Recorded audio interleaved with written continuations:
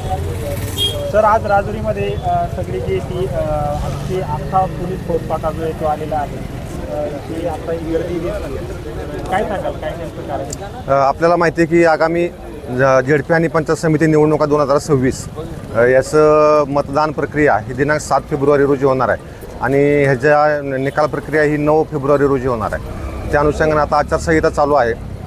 उमेदवार आणि पक्ष यांचा प्रचार जो आहे तोही जोरदार चालू आहे.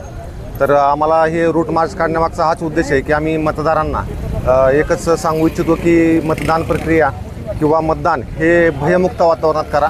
कुणाचाही दबाव वगैरे भीती बाळगण्याची गरज नाही. आम्ही योग्य तो फोर्स आणि बंदोबस्त लावलेला आहे, योग्य तो काळजी घेतलेली आहे.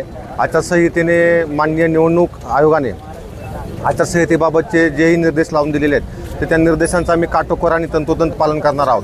त्याच्यामुळे तुम्ही घराच्या बाहेर पडावं, जास्तीत जास्त लोकांनी मतदान करावं आणि भयमुक्त किंवा कोणाची भीती तमा न बाळगता जाऊन आपल्या सूचना आपल्या मनाप्रमाणे योग्य त्या उमेदवाराला आपण मतदान करावं.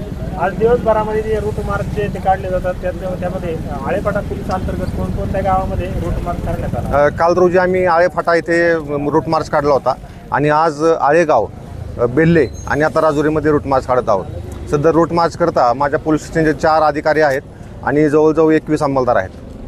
या रूट मार्चच्या माध्यमातून काढून गावोगावी जाऊन तुम्ही निश्चितपणे जनजागृती करत आहेत, पण नागरिकांना काय आवाहन करा? नागरिकांना हेच आव्हान आहे की तुम्ही मतदानासाठी मतदान किंवा निवडणुका हे खरोखर लोकशाहीचा एक मोठा उत्सव असतो.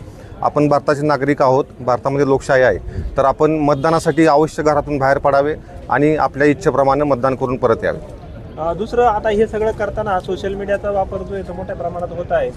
काही टीकात्मक बाबी ज्या आहेत ते होत आहेत, तर यात सायबर किंवा सायबर गुन्हा होऊ नये यासाठी काय उपाययोजना आहे? त्यासाठी आम्ही आज काल रोजी आम्ही सर्व उमेदवार आणि त्यांचे प्रतिनिधी आहेत त्यांची पोलीस स्टेशनला बैठक घेतली. त्यांना याबाबत निर्देश दिलेले आहेत आणि त्यांना कार्यकर्त्यांना आपल्या सूचना देण्यासाठी सांगितलेले आहे की तुम्ही टीका टिप्पणी करण्यापेक्षा यांना लोक सुजाण आहेत. लोकांना सगळं माहिती होतं.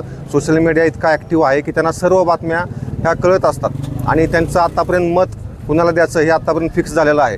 त्याच्यामुळं तुम्ही सोशल मीडियाच्या माध्यमातून 2 गटामध्ये, 2 धर्मामध्ये किंवा जातीमध्ये कोणताही भेदभाव होईल किंवा त्यांच्यामध्ये आकाशाचं वातावरण निर्माण होईल, कायदा सुव्यवस्थेचा प्रश्न निर्माण होईल असं कोणतंही कृत्य करू नका, अशी कोणतीही पोस्ट व्हायरल करू नका. आम्ही तसेच आमचे cyber police station, cyber staff Pune जिल्ह्याचा ह्या सर्व पोस्टवर आम्ही लक्ष ठेवून आहोत. अशी कोणतीही गोष्ट ज्यावेळेस आम्हाला निदर्शन असेल तर त्या व्यक्तीच्या विरोधात आम्ही कठोरात कठोर कारवाई करणार आहोत. आळेफाटा पोलीस स्टेशनच्या अंतर्गत बेल्ला, राजुरी बेल्ला गट किंवा पलीकडचा पिंपळवंडी 2 गट असल्यामुळं आपल्याकडे जो असणारी म्हणजे पोलिसांचा स्टाफ आहे याच्यात हे सगळं जे ते ॲडजस्टमेंट होऊ शकतं का? आणि आम्ही आमचा पूर्ण फोर्स आहे. आपले एकूण पोलीस स्टेशन हद्दीमध्ये 3 गट आहेत. बोरीचा गट, बोरी आणि जाधववाडी ही 2 गावंसुद्धा आपल्या 3ऱ्या गटात आहेत आणि हे 2 पूर्ण गट आहेत.